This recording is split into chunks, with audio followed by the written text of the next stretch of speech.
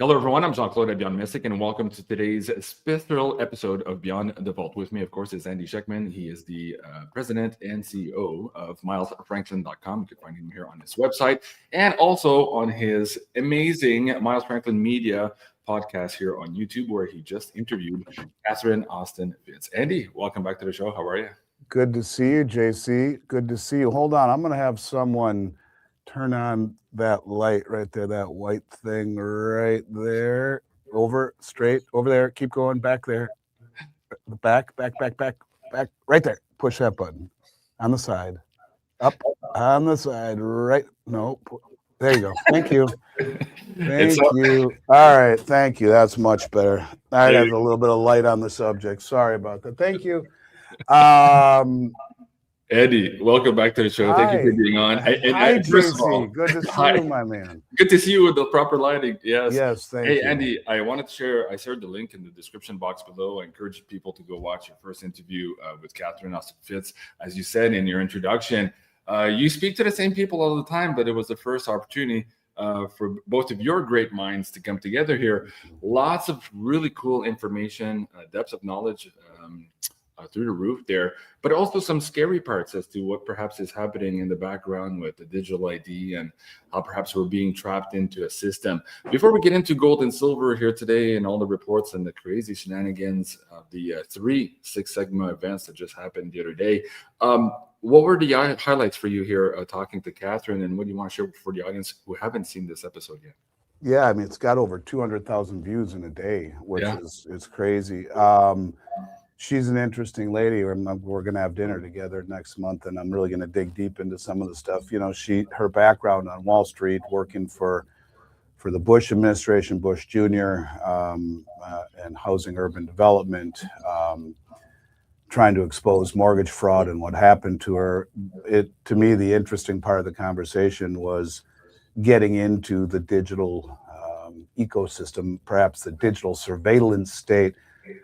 Where I asked her, I said, does a digital ID meshed with artificial intelligence, meshed with the new Genius Act, which is a stable coin that has built in KYC, know your client, AML, anti-money laundering, and KYT, know your transaction. In other words, they know who you are, where your money came from, and what you're buying, but with specific language in the Stablecoin Act that does not forbid programming of said stable coins. I said, is this the entry into the digital system? She said, we're already there, but yes, absolutely. And it was concerning when I said to her, I said, I would vote for President Trump again.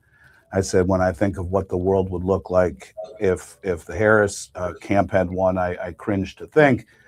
I said, but, I wonder, is he the Trojan horse or riding on it? And she basically said that he's not a good guy, which I was surprised by, that he was brought in by the puppet masters to convince the conservatives to move to a digital ecosystem. Yeah, the control grid that you talked about. Yeah, which was scary, man. It is, and in essence, she's saying that that's pretty much foregone, and that she almost thinks that a CBDC is, or that a stable coin is perhaps even worse than a CBDC. So I would urge everyone to listen to it. And she promised me a second interview to go through and pick up where we'd left off. But she's a brilliant lady with a very, very logical and well thought out head on her shoulders in terms of the platform that she speaks of. And if you remember, while the Genius Act was in its preamble phase and going through the legislative process, I think it was Marjorie Taylor Greene and a few others saying, hey, we can't sign off on this because there's no ban on CBDC, which was a campaign promise at the time of President Trump, which presumably was to assuage some of the fear out there that, yes, it could be used to implement and to have this programmable money that could further control society. But it appears that maybe somehow, if you look at the descriptions in this bill, that the stable coins can do just as much harm, if not more. So we're going to have. She said she more or less said that everything, it's all the piping, that all of the third-party issuers of the stable coins, which is it's not central bank, which is what would make people feel maybe a little better about it. But all the piping runs through in and out of the Treasury. And so, yes, they would be able to, in essence, control the on-ramps and the off-ramps. When you throw into it no language on making it programmable, in other words, so you didn't get a vaccine, or you didn't pay your taxes, so you're shut out, or whatever it may be, that there was no specific information banning that type of draconian policy, that she was very concerned about. Worse than that in programmable money to me is the expiry of your money, controlling inflation, and she talked about that. Yeah, there was a lady, I forgot her name, but I had talked about her in podcasts, probably with you. Lael Brainerd was at the Treasury and then at the Fed. She worked with the Boston Fed and MIT in developing the CBDC framework when Biden fast-tracked its development with an executive order. There was another lady, and I can't think of her name, but she had brought forth a platform, to your point, saying that the whole idea is to combine monetary and fiscal policy, and that they could, and if they wanted to incentivize or bring on more stimulus through inflation, that they could give you money with an expiry date. And she said, to your point, even though it wouldn't be popular, if they had to cool things down, they could actually siphon money out of everyone's account. That's the scary part about it, is that it's not just that your privacy is eliminated through everything being on a blockchain. It's more along the lines of being able to inject money with an expiration date in specific areas. In other words, it has to be used in retail by Christmas Day or it's gone, type of thing. Removing your sovereignty and your ability to save, like that's right. Or if they say, you know what, it's turning into Weimar Republic here. We need to slow things down, and we're going to take them, $1 million out of everyone's account who can afford it. Whatever it is, these bridges have already been walked across, and we'll see how it plays out. But it's frightening to think, and I would urge everyone to listen to it. She's a brilliant lady.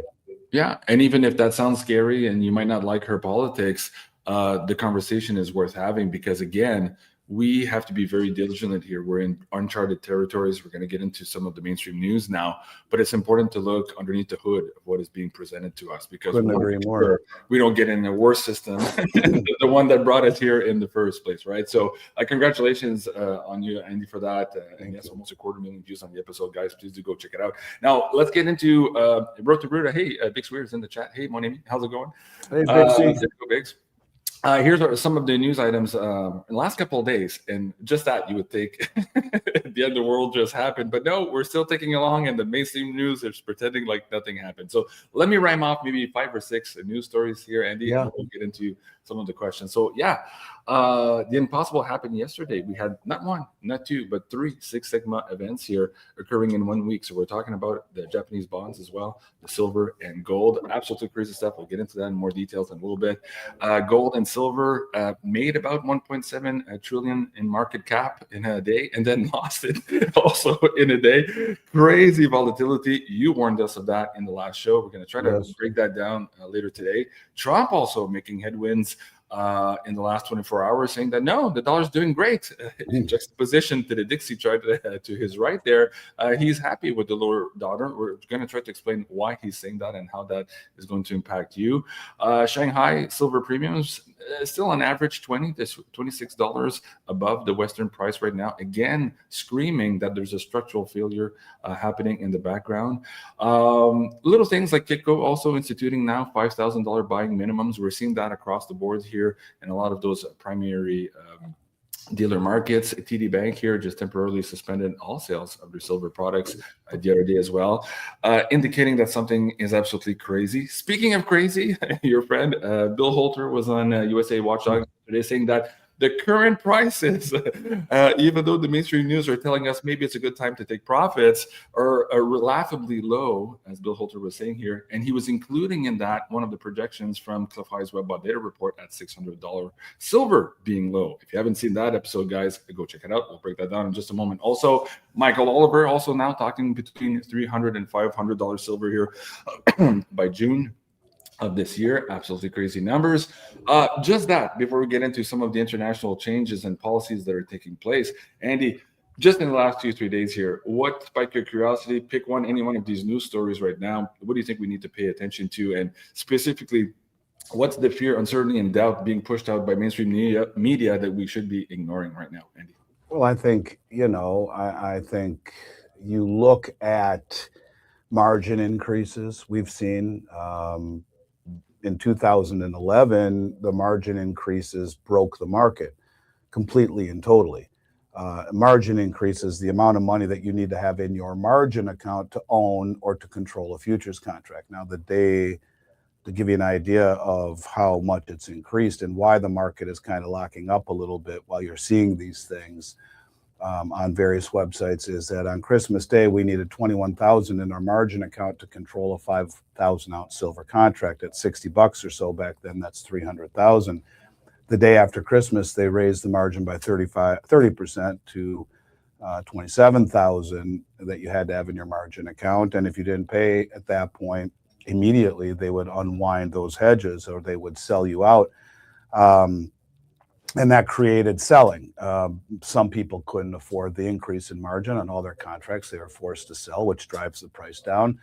With the increase in margin and the selling, it drove the price down. Now in 2011, when they did this repetitively, raising margins, it killed the market, didn't come back for over 15 years. Now it's gone, it gets clubbed for a day. But if you look, and Bix will tell you, you look at the month of December, the silver deliveries in the month of December were the highest amount in the history of the COMEX market for the month of December, like 65 million ounces. And if a mint box of Silver Eagles or Maple Leafs weighs 42 pounds, 500 ounces, who's buying 65 million ounces? We're already here in January at a non-delivery month over 40 million ounces. So about 110 or 20 million ounces have been delivered in the past 45 days. Ask yourself, who in the hell is doing that? And for my money, that's all the hell you need to know, period, is that the most well-informed traders in the world are standing for delivery at a level that no one has ever seen before. Margin increases aren't working. In other words, what happened is that they knock it down. The people who were on leverage couldn't keep up. They needed to sell. They didn't have enough money. So they cover those shorts, the price falls, and then big money comes in and scoops it all up to the tune of the largest delivery in the history of the COMEX for the month of December ever. Yeah. These players are not playing on margin, the ones that are standing for delivery at this level. Is it the sovereign wealth funds? Is it the Treasury under the Exchange Stabilization Act not having to tell Congress that they're doing this? Is it Samsung or Tesla? Who the hell is it? The numbers are so big that it's extraordinary. You're talking not only the wealthiest, most well-funded players in the world, it's the most well-informed. And I say it over and over again, you need to know one thing and one thing only. People at this level do not do this just for shits and giggles. They do it because they know where things are going. But this has not just been a one-off. It's every single month for the last 15 months or so since Trump won the election. And it is a trend that is continuing to go. Now, other things that they would do would be like TD Bank in your backyard tried to do 2 weeks ago. They tried to get cute the way that they would do it on top of raising margins for the exchange, the CME group, is that you would see negative rhetoric. Oh, it's peaked, it's topped, it's overbought, you need to sell. Well, TD Bank issues a memo to their traders and to their institutional buyers or whatever, and they say, we think silver's devilish top is over, always in a negative light, and it's heading to $40, and we're putting on a big short. We recommend you do too. Well, they got stopped out a few days later at $92. Yeah. The old tricks aren't working, whether it be selling short into backwardation. You're as stupid as a mud wall in a rainstorm. If you want to short, mean dump product onto a market which is in backwardation, and backwardation means it's the opposite of contango. Contango is the normal market structure where the price of the spot contract, what you can buy it for right now, is less than what you can buy it for out into the future because you have the cost of interest, of storage, the time value of money. In backwardation, it means I don't want to trust you out in the future. I want it now, and I'll even pay more for it. So give it to me.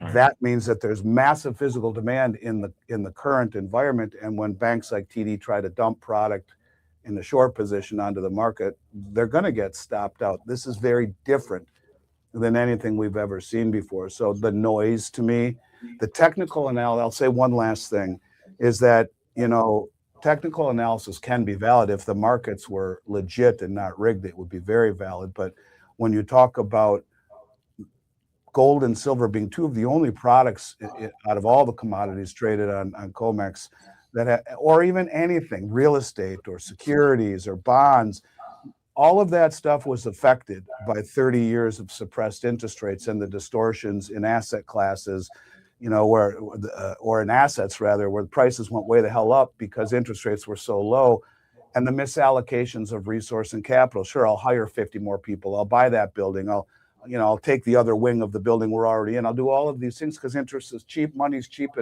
but then it changes. And so the distortions that we see through suppressed interest rates in asset classes and people's behavior is profound. The one place that it hasn't been allowed to find price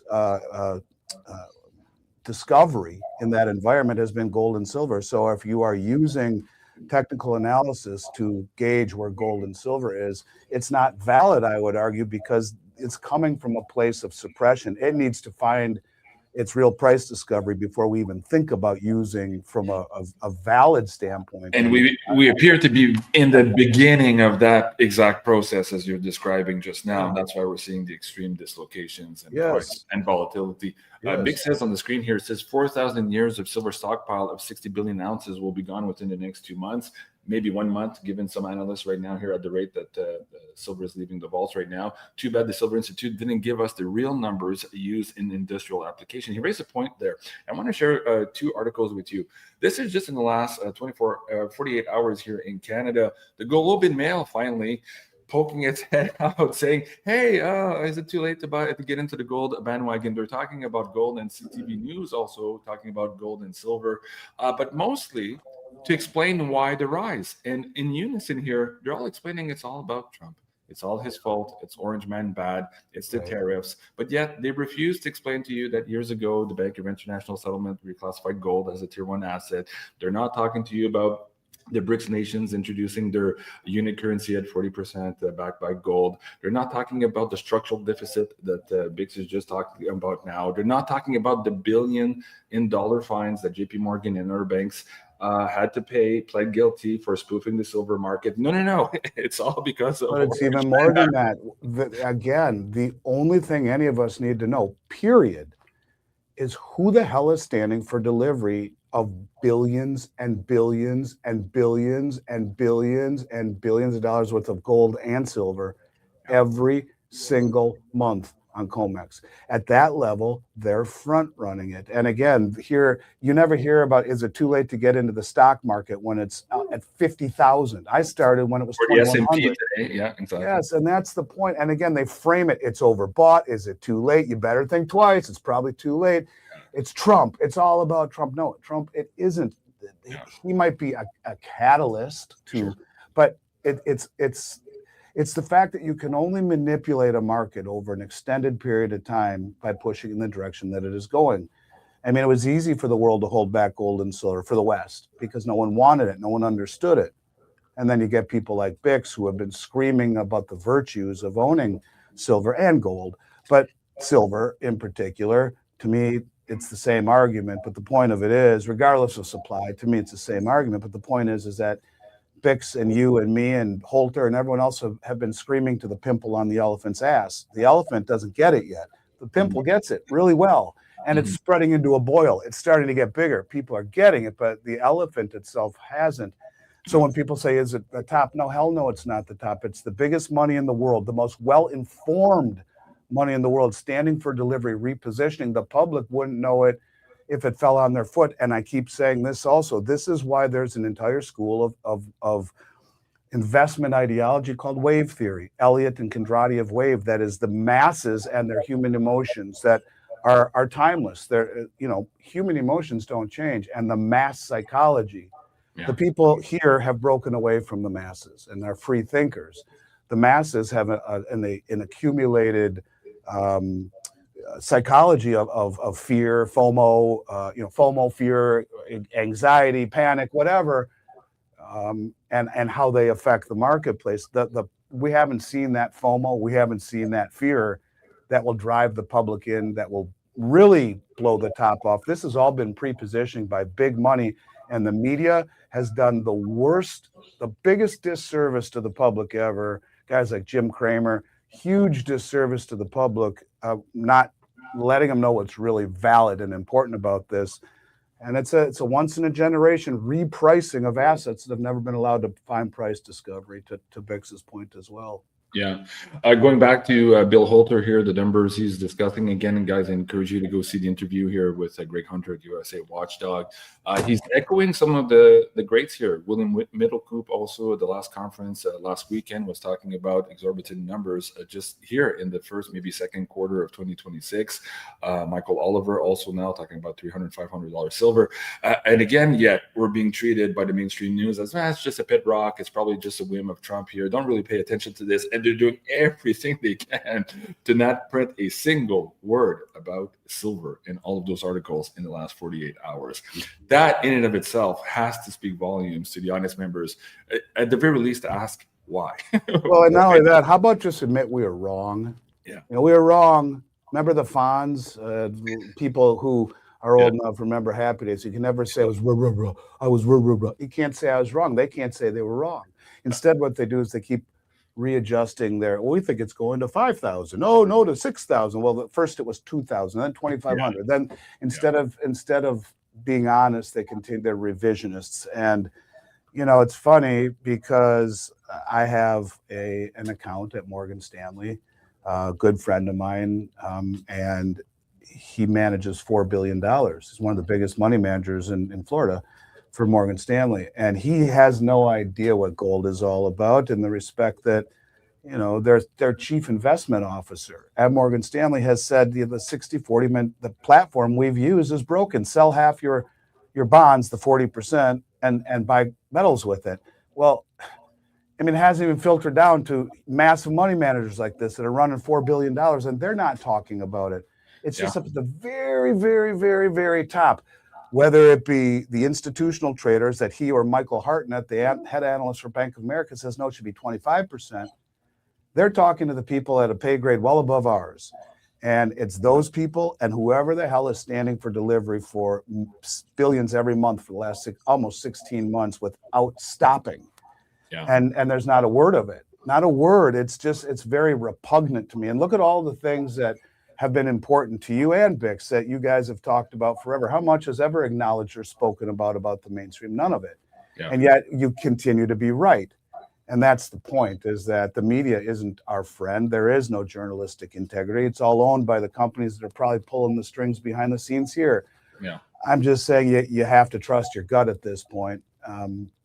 Speaking of the message not going down the pipeline here to some of these investment firms and people in charge, is that what's happening here? Wall Street Maverick here just responding. Someone just got fired for being on the wrong side of the gold and silver trade. This is Bloomberg announcing that the Goldman Sachs head of precious metals trading, Benjamin Binet Lane, is leaving the bank here. According to people familiar with the matter, apparently to pursue other opportunities, but that's code word for he fucked up, and the book is not only flat, it's all the way upside down. Well, either that or, yes, it could either be she was on the wrong side of it or forced to be on the wrong side of it or sees all sorts of nasty shit coming down the pike and she's getting out before she gets swept up in it. Yeah. I get that. And again, no one's ever challenged the West, JC. And this is what it boils down to. How do you challenge the West? Is it through military? No, it's through something called standing for delivery for the world's commodities that are traded and price set on COMEX. Nobody did it. No one challenged the hegemony of the West or the Western markets. And so they were free to run roughshod over price the way that Bernie Madoff did. Everyone got huge monthly checks and felt everything was great. And then you started to get a flood of people saying, I need my money back, and the game was over. It's the exact same thing here. And the thing is, they did it in conjunction with their buddies in Europe and Canada. We can hold the world down and control the price of commodities because no one's going to fuck with us. Well, guess what? The countries over there got the ball rolling and started to say, what? We're wealthy, we're sophisticated, motivated, coordinated, and they're not going to mess with us either. So let's stand for delivery. And then somewhere along the lines, you get the traders here in the West say, hey, they're standing for delivery. It's every man for themselves. Yeah. You get an article in the Economic Times 2 weeks ago that says the U.S. banks have flip-flopped and are now net long in silver. And it's the banks like TD who got smashed in a week and had to close out, or the banks in Europe, Right. where I believe Deutsche Bank just got rated today or yesterday for something, but they're right in the top of it as well. So there are banks that are facing an existential threat. So you're going to see all sorts of rhetoric, all sorts of people quitting, people getting fired. The rats are leaving the ship. Something else you just said that's interesting in those news articles here in Canada, at the very least, explaining that it's all Trump's fault. They're also not telling you that, as you just said, most of those major banks are now net long in gold and silver. Again, no, you're not allowed to do that. And somebody sent me an article, and I responded to them, hey, in my 5 minutes of plebeian research, just little old me, I don't have a Pulitzer Prize, I don't work for the Globe and Mail, and I don't receive millions of dollars for the government to spew propaganda. I'm able to rhyme off 10, 15, 20 very good reasons why we're seeing what's happening right now, but the mainstream news cannot. So it's just very frustrating, to say the least. But to your point here too, the world is changing. Let me rhyme off maybe 3 or 4 more news articles. This is Alistair McLeod here reposting this. He's saying, hey, this is a sensible step towards the adoption of gold yuan currency standard for the post-dollar world. You and I have been talking about this now for years, but this is Hong Kong Chief Executive John Lee stating that Hong Kong Special Administrative Region government has entered into a cooperation agreement with the Shanghai Gold Exchange to launch a cross-border precious metals trading and clearing system. So again, you're seeing all of these moves that are being played out across the board to suggest we're entering into this multipolar world. We saw Saudi Arabia also reporting that they're going to invest $100 billion here in oil and their mineral wealth into silver. As a strategic metal moving forward. We saw the same thing coming up as for the UAE. They're talking about $340 billion by 2028, again, investing that into silver. And Hong Kong here, government plans to launch a state-owned clearing system also. Well, and I would also argue, when we ask who the hell's been buying it all along, taking delivery, a lot of these places, I know Saudi Arabia has been buying silver already. Yeah. I mean, why make it public if you're not already sitting on a whole bunch of it and have, it's like you got to wonder what the motivation is. But yeah, this is changing. Yeah. Look, it used to be who had the treasuries, and everyone was accepting anything that they would make or produce in dollars, which it has the lasting capacity of a melting ice cube. And then those dollars, when you're sitting on all those dollars, creating the trade imbalance we have, they would put it in treasuries so that they would earn interest on it, which would lower interest rates in this country, strengthen the bond market, and make our asset prices very high. And because everyone took our dollars, make the goods we bought very cheap. Now they are trading like through the Shanghai Gold Exchange and Hong Kong. And the reason Hong Kong is relevant is because when gold leaves China, it has to go through Hong Kong. So they trade with each other over bridge networks like CIPS, the Cross Interbank Payment System, or mBridge, both of which are working. They trade with countries, for example, like those in the Asian network. Those are the countries in Southeast Asia. They are 800 million people, twice the population of the United States, and China's biggest trading partner by a long shot. Over 30% of GDP globally is run through them. And they will trade over a network that is not compatible with SWIFT, using their own currencies to benefit their monetary benefit and ecosystem rather than ours, and settle imbalances in gold. So if China were to buy oil from Saudi Arabia, use the CIPS or the mBridge, and probably mBridge, since Saudi Arabia is the 5th main participant in mBridge, and receive digital yuan for the oil, they can immediately convert it back into gold in Hong Kong and take possession of it without converting to dollars first. Well, the second vault in this expansion of the Shanghai vaulting system is under construction in Saudi Arabia now. And they're going to build them all throughout the Belt Road Initiative, a multi-jurisdictional set of vaults that everyone will sprinkle gold in, so it's not held in any one deal. And you can trade with people. And if you do a good job, well, people will hold your currency. If not, they'll convert it into gold immediately. This is the model that we are seeing in the global South. This is why I think they the realization in this current administration is you better get off the ball and start bringing it back, but shut up about it. Maybe say it's tariffs, so all the European banks who you've been colluding with forever will send it back, willingly, and then we can say, sorry, it wasn't tariffs, we lied, it's reshoring. And you have to think that window is getting smaller and smaller by the day to perpetuate this ruse on other players here. You're right. It is. Yeah. It is. Hey, I saw this article on Zero Hedge the other day too. It says what we're experiencing here is not de-dollarization, although in some form it is, but rather the fiatization, right? So you're just explaining here now we're seeing more and more of these countries doing bilateral trade in something other than the US dollar, including minerals and special and precious metals. But we have to add this also. You and I talked about this months ago, and I just kind of remembered the other day as I was trying to respond to a friend of mine who had sent me that Globe and Mail article. I said, do you realize 250,000 people on the planet now in this new project legislation in India have access to loan collateralization using silver at a 10-to-1 ratio with gold? That's, again, it's monetization of silver here in a big way. We're seeing many states in the United States now introduce legislation to make gold and silver legal tender. And we're even seeing some perks in terms of being able to pay your income taxes without having to declare the capital gains tax you've made on your gold and silver. So clearly there's an incentive and there's a whole machinery and infrastructure being built to reintroduce this, even if it's temporarily, as the old dollar dies here, and perhaps them introducing this new CBDC or a stable coin infrastructure that Catherine Austin Fitts is talking about. We are very much living now already in this multipolar world, and it's going to get crazier and crazier. Speak to that here too. What do you see in the next 6 months to a year as all of this continues to develop and all of this mainstream news media fluff disintegrates on the weight of its own ludicrousy? Andy? Well, that's when you're going to get the public involved, and that's when you'll really see craziness. And so this has allowed the big money, as I've been saying for years now, to quietly reposition. And that's why you're seeing such massive dollar amounts being accumulated by all the central banks. And who knows that, and I say this to everyone out there who's listening, can you talk about gold or silver to your friends for more than 90 seconds without them, their eyes rolling in the back of their head or switching subjects or having anything constructive to say? And the answer is no. But this is the environment that has seen the largest deliveries in the history of the COMEX exchange, month over month over month, the bleeding down of the LBMA, month over month over month. The central bank's been buying for year over year over year and repatriating, taking possession. These people are always positioned before the public.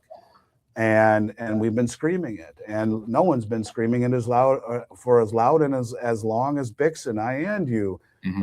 But we've been doing it. I've been doing it for 35 years now. It wasn't until just the last 10 years that I have been looking at it in a very different way. To me, gold and silver were always money. It was a way to hold wealth that protected you from inflation and currency debasement.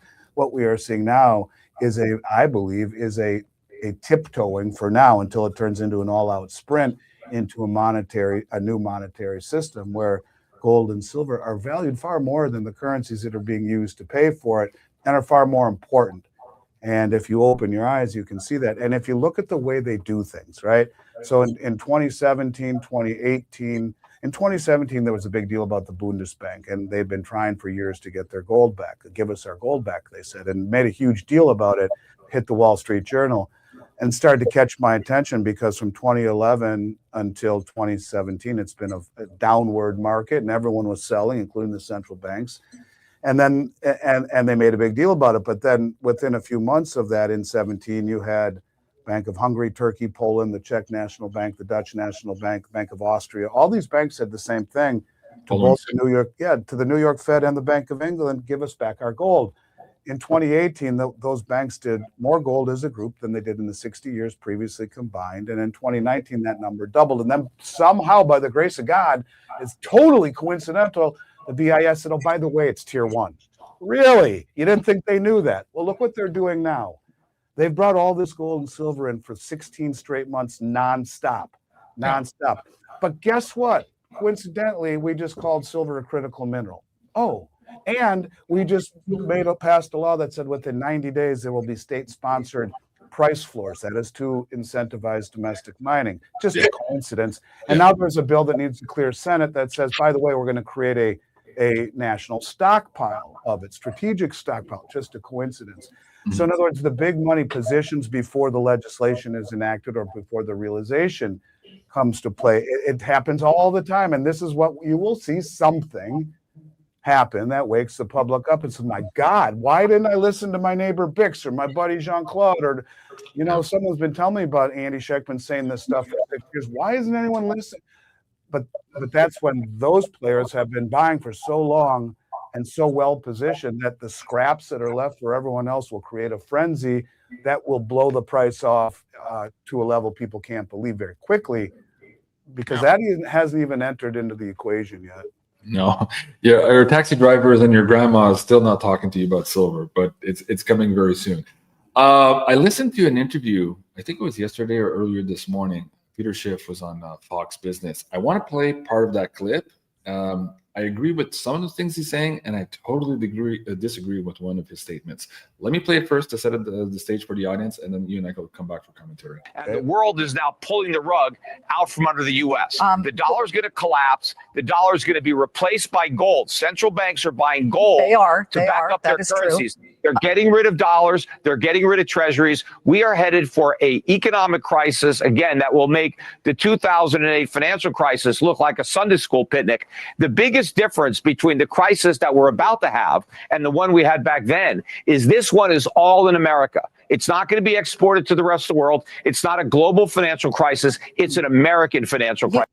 And I wholeheartedly disagree with that last part of his sentence, to where he's saying this is similar to be contained in North America and not being global like in 2008. What say you, Andy? I mean, I think part of what he is saying, I kind of agree with, because what you are seeing on top of all of that, you're seeing the unwinding of the yen carry trade. Yeah. So much of what has happened, not only through fiscal irresponsibility, Jean-Claude, look, when the dollar collapses, it'll affect everyone, right? But you could argue that it's even going to be much worse in the United States because asset prices that were so distorted through things like the yen carry trade. That's the part I agree with. No, I'm with you on that. I'm just, in terms of this not affecting the rest of the world, if you think at everybody and all the banks and the institutions, everybody who were suckered into buying the shorts, for example, these commercial silver shorts, who have invested highly in some of these bond portfolios, and people who have their retirement portfolios heavily invested in that, you're going to see huge dislocation and huge haircuts around the world. This is not just contained to the United States. That's of course, but look at for the last several years how the big players have been selling dollars and treasuries in anticipation of this coming, whereas the public, if you look at the public right now, it's record involvement in the equity market, record involvement in leverage with options and margin with $1.5 trillion. The public is all in on the main side of the equation. Yeah. And in that environment at elevated asset prices that are unrealistic due to the manipulation, that they'll get hammered. And the cost of living is continuing to go higher in that inflationary scenario. It's the Great Depression meets the printing press. Peter is somewhat dramatic, but he is quite brilliant. And I don't think it will affect everyone. I think what he's saying is will affect the United States much more. You look at a country like Japan as an example, right? Well, people would say, well, they're 300+% debt to GDP. There's never been a country that crossed 130 without defaulting or hyperinflating. Well, let's look at the two differences. One, we're the largest debtor nation on the planet, maybe in history. We have very little, if any, in the way of not only governmental savings, but the populace can't even write out a check for $5,000. We're massively in debt, publicly, privately, corporately, everything. We don't make anything anymore. No manufacturing base, and a wicked trade deficit. You look at Japan. Not only is the majority of the bonds owned by the government, and they're not the world reserve currency, but they have the largest trade surplus maybe in the world. They're the largest savers in the world. Everyone buys from them. So it's a difference where they have the ability to weather such an awful storm because they're not the reserve currency. And you're not going to have the world dumping the bonds. Japanese government holds the bonds, but they have savings and they have a trade balance surplus. We are the opposite of that. And when you see things get very difficult at a period of time when we have such massive indebtedness and you cannot maintain the debt or service the debt, the contagion throughout the United States would be really awful as you start to see, all sorts of defaults and bankruptcies and the systemic nature of derivatives, how that plays out. So to a degree, I agree with him, actually, even though I think it's not immune to it's not immune to the rest of the world. They will face it too, but you could argue that the standard of living and the pain that this country will face, because look, the haves are going to suffer way more than the have-nots. Yes, there's an equalization happening here at the same time. The haves are going to get killed because in 2008, when the market collapsed, they should have let it take care of itself. The balance sheet of the Federal Reserve then was $800 billion. A year and a half ago, it was $9 trillion. I don't know, it's about $7-8 trillion now. Now they're going back to buying $40 billion a month and no longer quantitatively tightening. In other words, if we wouldn't have put $9 trillion in money, largely in the form of interest rate suppression in treasuries and mortgage-backed securities, into the market over the last decade, 15 years, what would we look like? And that's the point. So because we just papered it over, making it worse and pissing off Mother Nature more, I think it will be worse here. I hate to say it, but I do think he's right in that respect. I do. Yeah, that part I agree with. I think part of the issue I had with the statement is you and I often have visceral comments after the shows, especially people outside of the United States border, where they're still telling us, "Oh, you guys are talking about doom and gloom." I'm not affected by that. I'm a Canadian or I'm an Australian, and what you're saying, it doesn't matter to me. It's not going to touch me. Oh yeah, it's going to come out and reach out and touch you. Absolutely. Because you know why it will affect them all, JC? The dollar is the foundation of every currency on the planet, and that is what happens when the reserve currency. So it will affect everyone. Some nations worse than others, but the standard of living in this country is something that could be very challenging for a while, and just in time for AI to come in and mess with it some more. So these are things. This is why we tell people to own gold and silver. It's not to become wealthy.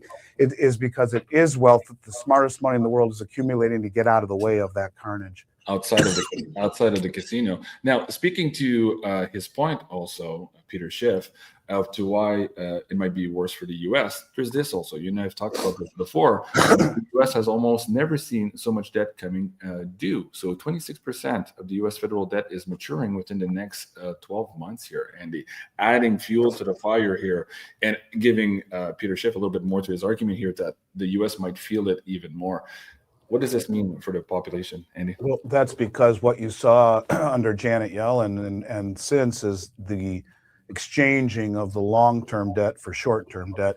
They would rather finance all of these short-term debt obligations than rather out into the future. So it just means that, look, if you have to finance 10 trillion in debt and you only take in, I don't know, 5.5 trillion in tax revenue, that doesn't even take into account the debt that you're currently issuing.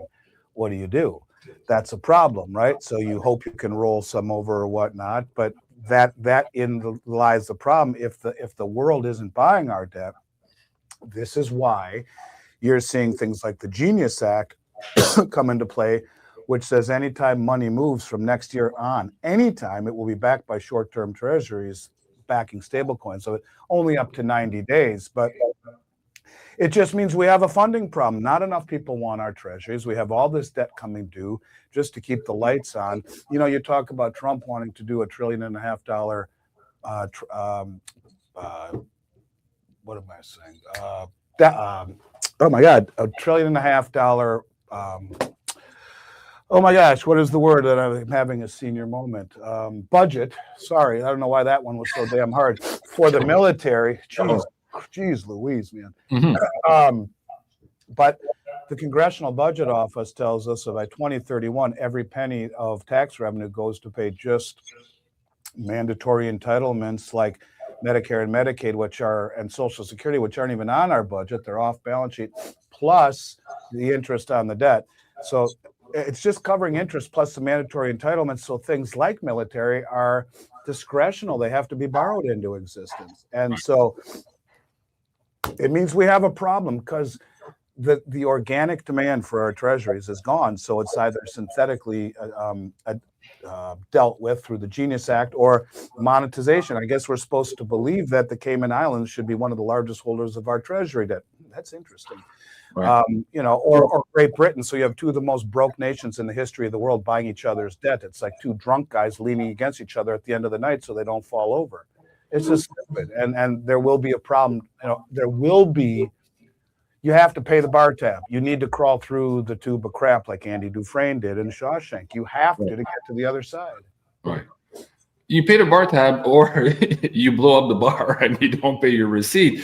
Are we looking at a systemic default? This is where I was leading with this. You and I had shared with the audience members your opinion maybe 6 or 7 months ago when we first looked at the Genius Act and some of these CBDCs being proposed, or maybe the stable coins, and how they would reintroduce that to take some of this default and move that money into a different column. Let me show you something that just happened today too. And this is in context, of course, of Trump saying he's happy that the dollar is losing value, that it's doing great with that. Of course, I understand from the export point of view why he would say that. But this article kind of suggested that there might be something more at play that could tie into your original thesis about the mechanisms by which we would default without admitting a default. So let's look at this. Every week here, more than a ton of gold is hauled into high security vault located in Cold War era bunkers owned by Tether. So speak about that, Andy. How does that tie into that thesis that perhaps we are looking at a default, but in a very different kind of way, and how that is actually very, very bullish here for gold and silver also? Yeah. So the primary benefactor of the stablecoin issuance will be USA Tether, an offshoot of that company, whose CEO, Bo Hines, was Trump's crypto czar through August. And when the money is moved, part of the Clarity Act after the Genius Act came out and said that the interest, what they're really dealing with is that the interest, I always feel shitty when I come back from an international flight. The interest on the treasuries that is backing the movement of the stable coins is not transferable. So Tether is taking that interest. That, in other words, if the treasury backs the stable coin, if I owe you $100,000, I send it to you. A stable coin is created. When you receive it, it's burned. It's backed by stable short-term interest treasuries up to 90 days, I believe, in duration. Back it. Back the stable coins. That interest that is accumulated is not transferable to you or me, the holders of the coin. So they've been buying gold with it. What does that do? It devalues the dollar first and foremost and pushes gold up higher. And now Judy Shelton says they're going to back the back end of the gold market with gold. And if Bo Hines is running USA Tether, who's got the largest stockpile of gold in the world outside of central banks, not only does it devalue the dollar, which allows you to sell your manufacturing to the world, but if you sell a $20 million bond to someone 20-year duration and it's redeemable in $20 million worth of gold, look, Van Eck Fund just came out and said if the dollar loses reserve status, this is Van Eck, they are a mutual fund company, and they said our emerging bond market team says it can go as high as 180,000. Let's just pretend it's right. So if you sell a $20 million bond redeemable in gold in 20 years, well, that's 4,000 ounces at $5,000. But you take $20 million and divide it by 180,000, as they said, well, that's 111 ounces of gold instead of 4,000. So not only would it be less gold you would have to pay off down the road, give credibility to the bond market because it's redeemable in gold held in a vault in escrow, but at the same time, it devalues the dollar. Rising gold is what devalues the dollar, not the dollar index. And so that would be the plan that I would think. And it's synthetic demand for the front end of the treasury.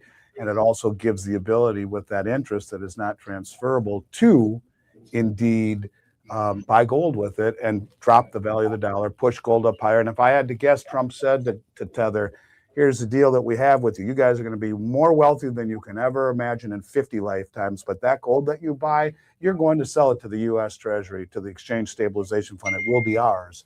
And I would bet my life that's what they're doing.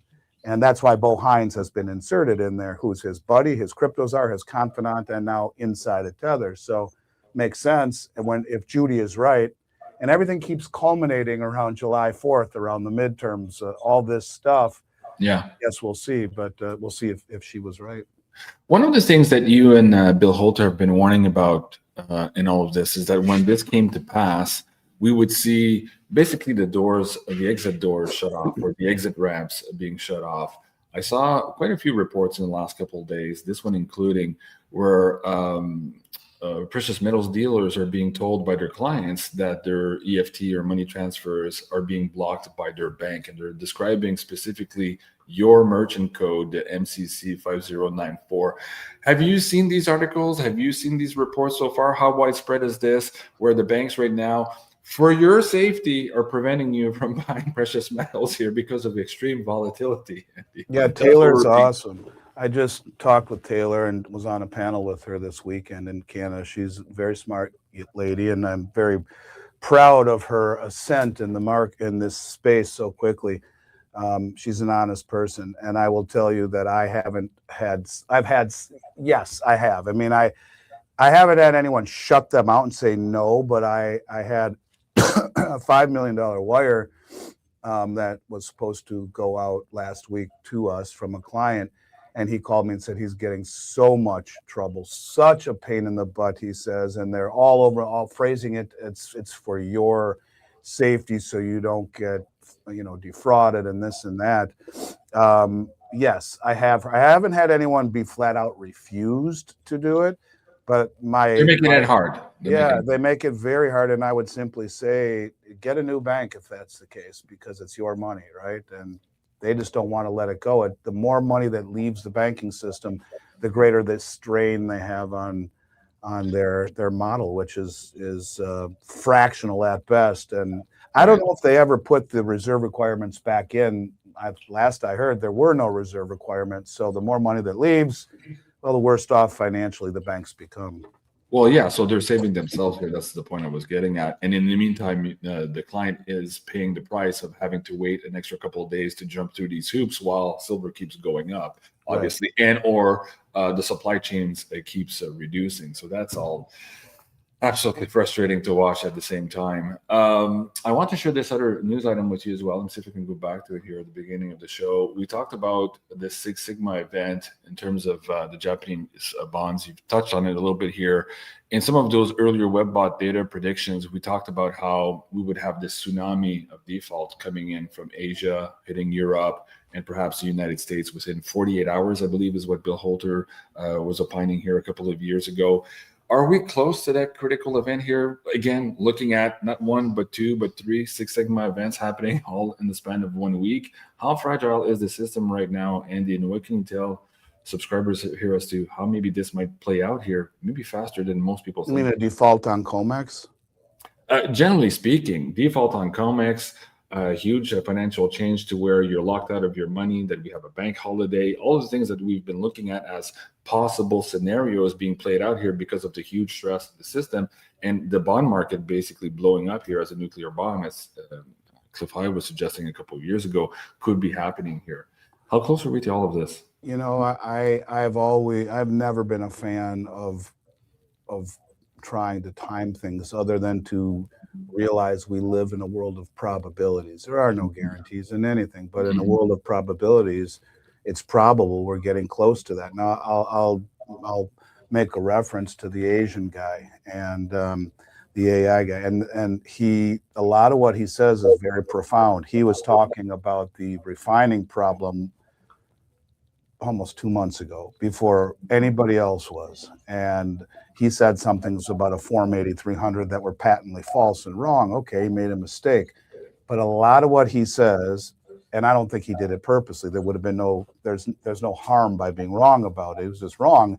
Yeah. But a lot of what he says is, I believe, and I think his intentions are pure, actually. And he said something that if he's right, if this happens at the end of the month, which what is the date today? Today is within 3 days. I don't know if that will happen, but because we're getting close to it. But he was saying that there were memos that were sent to the traders in JP Morgan and Morgan Stanley to be completely and totally out of all futures trades by the 31st, completely out.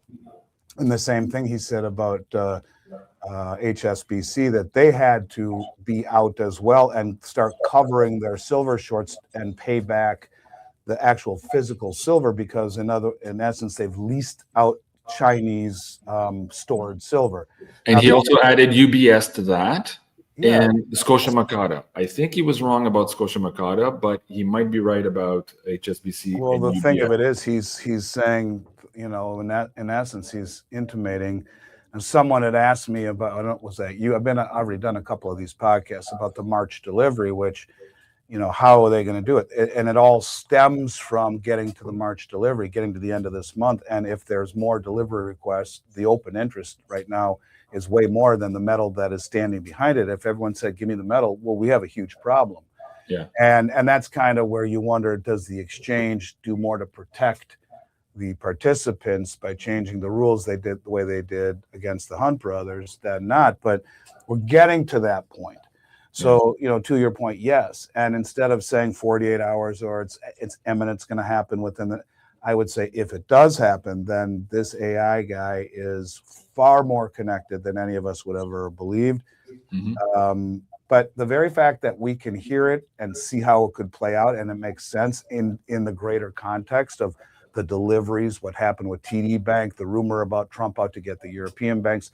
You put all this stuff together, yeah, it makes sense to me. Will it happen? I guess we'll see. But yeah, I mean, if I were a betting man, I would say something breaks sooner than later. What is that something? I don't know.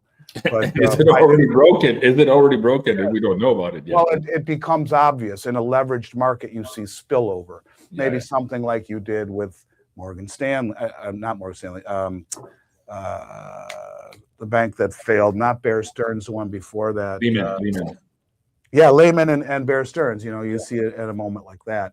Yeah. Why not? Right. So I guess we'll see. But it's starting. Is that what's happening to TD behind the scenes right now? Are we looking at a I don't know. I don't know. But nonetheless, they would be one of the banks that would be on the hook for it. You can see the desperation that they had gone to push the price down, and not only internally, but putting out memorandums to investors saying this is where we're going, and silver's going to 40, and being completely obliterated and outright humiliated by their call. Yeah. For all the Canadians out there who write up to me and say, oh, you know, it's hard to understand, JC, you're not putting it in Canadian terms. Well, let me put it in Canadian terms. Last week, we showed a few coins at the end of the show, and I think it was $3 worth of silver, worth now $200-$300. Well, look at this Canadian quarter pre-67, of course, here in the United States, in Canada, having 80% silver. It's not worth about $20. So that's just crazy. That's what they've done to your purchasing. When you take money out of currency, that's what happens. That's right. Yeah. Exactly. So for the people, Andy, like I get this a lot from the people who are just starting to understand. They're watching your shows and they're like, oh yeah, I think I get it. People are lying to me, and Mr. News lying to me. They might be sitting on cash right now because they don't trust the bank, for example. But they're still very reluctant because in their mind, they would have to take that cash and go buy, quote unquote, silver or gold.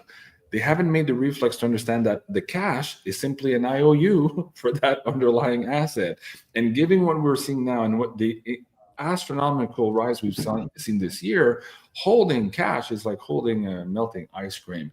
It speaks to that a little bit, to convert the mindset of having to buy gold and silver versus redeeming those IOUs that somebody's printing out of thin air here to get your hands physical on the underlying assets, Andy. What does that mean? The way that you say it is exactly how I agree with them 1,000%. I always tell the story of how I promised my dad I'd buy it every 2 weeks.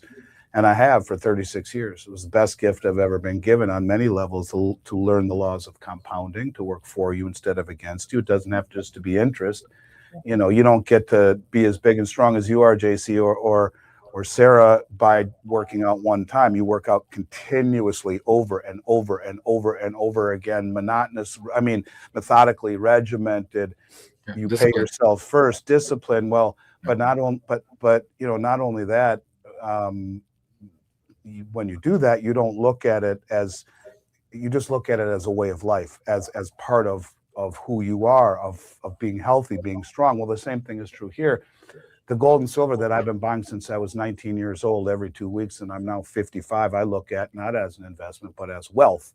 And so I've traded paper promises for real wealth that you can see through inflation, the insidious decline in the value of the dollar. Yet, did the gold and silver go up or did the dollar go down? And that's, holding your money in the melting ice cream is not a good idea.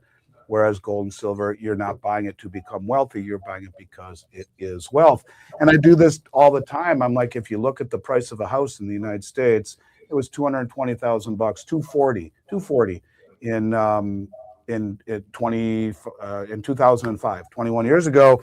And we look at it today, and the average, with gold at $455 back then, 240,000. I did this with you before, divided by 455 is 527 ounces. Would have bought you a house free and clear in 2005. Go back further, it's even more. But you look at the price of a house now, it's 500,000 average price. Your house has doubled. Great investment, right? In dollar terms, it's doubled. But right now, 527 ounces times 5,200 is $2.7 million. It buys you almost 6 houses. So point is, gold, which pays no interest, and the same thing would be true with silver. It pays no interest. It's a pet rock. It doesn't do anything, yet it retains its purchasing power in the face of a massively devaluing dollar. And a fancier way of saying that, or maybe an easier way of saying that, is that asset prices are going up in dollar value. They're going down when measured against gold. You measure any asset you own in gold ounces over the last 50 years since 1971, and you'll see it takes less gold by and large to buy any asset, but way more dollars. Right. So is gold going higher? And when I say gold to BICS and to everyone, I mean silver too. So when gold is going higher, does it mean that it's going higher, or does it mean that the dollar is falling further? And I would argue it's the dollar falling. Holding your wealth in dollars is silly. I'm with you on that. Andy, you mentioned something in the pre-show here with respect to the sales in the first month of this year compared to last year. You want to share that with the audience members, just to let them know how more and more people are watching these shows and understanding the reality of what's about to happen or what is currently happening and how impactful that is on your business? Yeah, we did about $920 million of sales last year, one of, if not the biggest year we've ever had, and it was crazy. We've done $240 million in sales in the first 3 weeks of January, and to the point where it's almost impossible to keep up. But this is we're just one company. You put all the majors in, and you can see it is beginning to accelerate. I asked one of my employees, for those of you that watch my Monday night Q&A with Kevin, I call him Tattoo. He said to me the other day, it was interesting. He said, I did 50 orders yesterday. This would have been this week, like maybe Monday. And he said, I did like 30 on Sunday, which is rare as hell. So I did 80 orders in a day and a half. He says, you know how many new clients I had? I said, how many? He said, 0. So these are people who we've been working with who see things clearly. Remember the pimple on the ass of the elephant? The elephant doesn't see it clearly yet. They don't. And so, although we are expanding into greater business, the people who get it are understanding what is exactly happening. And I just think that's why the industry, you go to every website online, they say we're experiencing record demand and delivery delays and stuff. Even stuff I have in stock, our shipping and logistics department's working 18 hours a day just to receive intake, check things in properly, and to sell things or send things back out. It's crazy. Yeah, I've never experienced anything like this in 36 years, not even remotely close. I mean, I guess you could say the pandemic was kind of closer when Silicon and Signature failed, which is interesting because when the banks failed, we added 14,000 clients in 45 days. It was crazy, kind of like this. But what if one of those banks was actually not bailed out illegally and it collapsed and or was bailed in? What would that have looked like? Would that have been the systemic moment that triggered everything that has been waylaid and pushed out to where we are today? What event will it be that will wake the collective psyche of the public up? I don't know. I would guess it would be something like that. Yeah. Systemic failure where people get bailed in. And what do you mean the money's gone? It's in the bank. What do you mean there's bail in? What the hell is that? People don't even know that stuff yet. So protect yourself. You buy gold not to get rich and silver. You buy it because the biggest money in the world is showing you through delivery and through purchase at the highest levels. Yeah, how important it really is. What are you looking for, Andy, in the next couple of days? What's on your radar right now that you think is important, that you're hyper focused on, that might give you a clue as to not only which direction it's going to go, maybe more the acceleration of how this is unfolding? I mean, honestly, I want to see what happens by the end of the month. The Asian guy was right. Yeah. I'm telling you, if he's right on one of them, it's a different level of intel. It is, because I know everyone in this industry. I've been doing this for 36 years. I know everybody, and I'm very friendly with almost all of them. And I read as much as you and Bix do, 3-4 hours a day, every day, to stay on top of it. So I have new things to talk about, even if it follows a similar pattern, connecting a linear progression of events. I'm constantly looking in places that no one even would think about, in websites and search engines from all around the world. You know, a search engine in Russia is far different than Google, I promise you. And the stories and the websites you get present a very different perspective. And the same thing is true if you read one in the Middle East or in Asia, you know, and which I do, and all of these different forms and platforms and search engines to find information. And I haven't seen said documents that he said are floating around that he's seen. If he is indeed getting this information, and you see Morgan Stanley or JP Morgan pull out of the futures market in the next 3 days and see what, because there is an impending crash with the European bank. I don't know. I got to get that guy on my show somehow, some way. A bunch of people on the show are asking, hey, can you get Asian guy on? Asian guy, if you're watching the show, I know he does, because he responds to other people, and there's a big feud going on. Well, yeah, you saw what happened. I know Travis, the economic ninja, and so you don't do things publicly. When I speak about the companies that have defrauded people in this industry, I just speak to what they do. I never mention names. Right. People know who they are just by mentioning. There is a level of decorum. You don't ever want to get into a pissing match with anyone. You want to be respectful. And I would say to the Asian guy, if you were listening, I think most of what he says is fantastic. Not everything has been accurate, but I don't think it's being done to mislead. I think when you're pumping out that kind of information continuously, it's hard to be always completely and totally accurate, but leading in the right direction for sure. I think he's on our side. Now, I could be wrong. I don't know. I think so too. But I think he's trying to wake people up to what's really happening. Yeah, and with respect to some of the mistakes, also he is coordinating across different time zones, which could account for, you know, the misdating of some events and stuff like that. But going back to those two memos or documents, the UBS one and the HSBC, in that, what was fascinating to me too was the risk analysis that had been supposedly been performed by an outside firm, looking at if the bank did actually liquidate all of their positions by the end of the month, and them doing so, what would that do to the price of silver? And they had the low end spectrum, the medium risk spectrum, and the high end spectrum. Those numbers are absolutely astronomical, but they were all pointing to the same thing, whether it was UBS, HSBC, or Scotia Makata. The Scotia Makata one, again, it's a different story, and we're out of time for today, but maybe you and I can come back to it next week and dive into it a little bit more. Well, and I will say it's not far from Cliff's number. They thought it would be the second of the three options, most likely. It would put it in the mid 400s, like 470, 480. Yeah.